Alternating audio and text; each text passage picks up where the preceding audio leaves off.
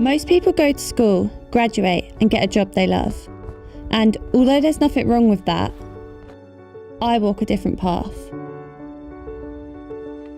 As a kid, I already spent hours drawing, doodling and creating.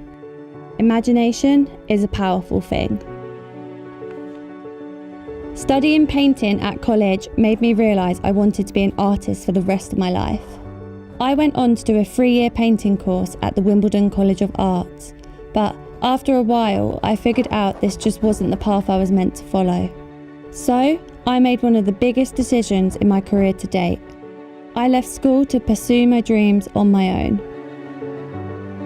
What makes my work truly unique is the layer of glue I add on top of the painting. It's really satisfying to me. I can be more creative and fluid in my art. The painting really comes to life.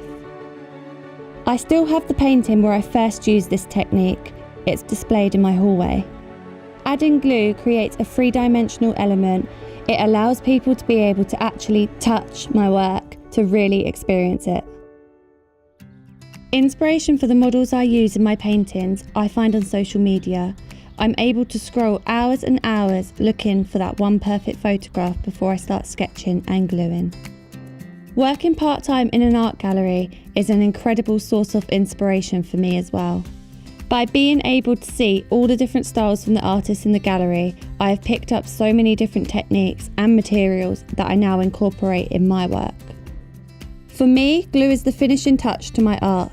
There is something magical about it. The shadows and the faces I have drawn guide me when adding the glue. I recently started introducing diamonds, gold leaf, gold gild and diamond dust into my glue pieces. The gold leaf is a really thin sheet of gold that I lay on top of the glue after the glue has dried. The other technique I use is diamond dust, which is tiny bits of crushed up glass that I sprinkle over the piece and seal with a varnish spray. Dropping out of art school was one of the most terrifying things I did. Being only 20 years old, I can't wait to see what the future brings me. I have always believed in myself when it comes to my artwork, and I wouldn't go a day without creating anything.